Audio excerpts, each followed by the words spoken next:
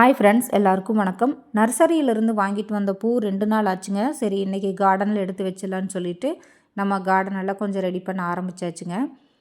ஏற்கனவே கொஞ்சம் வாடின மாதிரி தான் இருந்தது. அதனால் சரி எடுத்து வச்சிடலாம் அப்படின்னு சொல்லிட்டு இன்றைக்கி கார்டனெல்லாம் கொஞ்சம் ஏற்கனவே ரெடி பண்ணியிருந்த கார்டனு கொண்டு போய் நம்ம வச்சா மட்டும் உரம் போட்டு வச்சா மட்டும் போதுங்க. அதனால் இன்றைக்கி அது எல்லாமே ரெடி பண்ண ஆரம்பித்தாச்சுங்க. மோஸ்ட்லி ரோஸ் செடி தான் அதிகமாக இருக்குதுங்க. ரோஸ் செடிக்கு பாருங்கள், இந்த க்ரோ பேக்லெல்லாம் நம்ம போட்டு வச்சிடலான்னு சொல்லிட்டு அந்தந்த க்ரோ பேக்கில் எடுத்து இப்போ வச்சுருக்கேன்.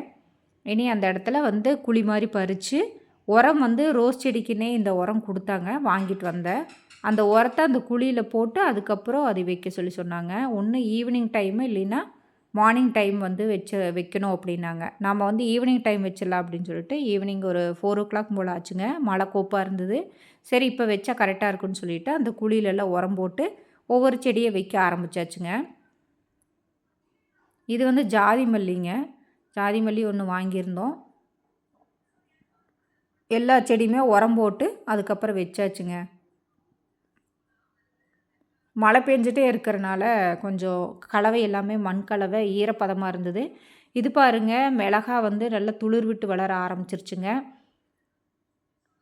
மற்ற சங்குப்பூ இது எல்லாமே இருக்குது. மீதி க்ரோ பேக்கு ஒரு 7, 8 க்ரோ பேக் காலியாக இருக்குது. அதில் சரி முள்ளங்கி அந்த மாதிரி தக்காளி, மிளகா அந்த மாதிரி காய்கறி விதை போட்டுடலான்னு சொல்லிட்டு நம்ம அதுலேயும் எல்லாமே போட்டு விட்டாச்சுங்க. இதெல்லாம் பாருங்கள், கீரையெல்லாம் முளைச்சி வந்துட்டுருக்கு. இதில் ஒரு ரோஸ் செடி வச்சாச்சுங்க. அது பெரிய செடிங்கிறனால பெரிய பேக்கில் வச்சுருக்குது. இது வந்து பழைய செம்பருத்தி, ரோஸ்மேரி, கருகாப்பிலை, அப்புறம் பார்த்திங்கன்னா அழகு பூச்செடி இதெல்லாம் வளர்ந்து வந்துட்டுருக்கு. இதில் செம்பருத்தி இப்போ புதுசாக வாங்கிட்டு வந்தது. இந்த செம்பருத்தி இதில் வச்சாச்சுங்க. எல்லாமே உரம் போட்டு பக்காவாக நம்ம செட் பண்ணியாச்சு. அடுத்த கீரை விதைகள் எல்லாம் ஸ்டாக் இருந்ததுங்க. சரி, அதையும் நம்ம எல்லாமே போட்டு விட்டுடலாம் அப்படின்னு சொல்லிட்டு ஒவ்வொரு கீரையாக போட ஆரம்பித்தாச்சு. இது பார்த்திங்கன்னா அரைக்கீரை. ஆல்ரெடி மண்கலவையெல்லாம் ரெடி பண்ணி வச்சதுனால ஈஸியாக நம்ம ஒரு 10 நிமிஷத்தில் வேலையை முடிச்சாச்சுங்க. அரைக்கீரை, சிறுகீரை, சிவப்பு கீரை, பச்சைத்தண்டு கீரை, முளைக்கீரை, இந்த மாதிரி எல்லா கீரையும் நம்ம போட்டுட்டாச்சு. இது பாருங்கள், கவர் எவ்வளோ பெருசு இருக்குது. ஆனால் உள்ளே இருக்கிற கீரை பார்த்திங்களா, எப்படியெல்லாம் ஏமாத்துறாங்க இல்லைங்களா. நம்ம பெருசாக இருக்குன்னா நிறைய கீரை இருக்குது அப்படின்னு நினச்சி வாங்கினாக்கா உள்ளிருந்து எடுத்தால் இத்தினோண்டு இருக்குங்க. என்ன பண்ணுறதுங்க, சரின்ட்டு அந்த கீரையும் எல்லாம் தூவி விட்டாச்சுங்க. எப்படியெல்லாம் ஏமாத்துறாங்க பார்த்திங்களா. இந்த மாதிரி கீரை போட்டால் நம்ம மேலே மண்கலவி போட்டு விட்டுருணுங்க. அப்போ தான் இது 7 பேக்லேயும் 7 வகை கீரை போட்டாச்சு. இனி வளர்ந்ததுக்கப்புறம் உங்களுக்கு நான் கண்டிப்பாக அப்டேட் பண்ணுறேங்க.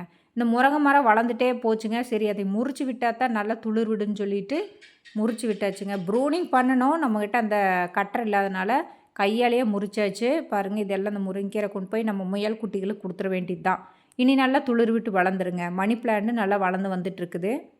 மழைக்கு எல்லா செடிகளுமே கொஞ்சம் பழைய செடிகள் நல்லா தான் இருக்குது. இப்போ வச்ச அந்த ரோஸ் செடி இது எல்லாமே நல்லா வந்துரும்னு நினைக்கிறேன். இது எல்லாமே துளசி இது எல்லாமே வச்சு விட்டாச்சுங்க. மற்ற காய்கறி விதைகளும் எல்லாம் போட்டாச்சு.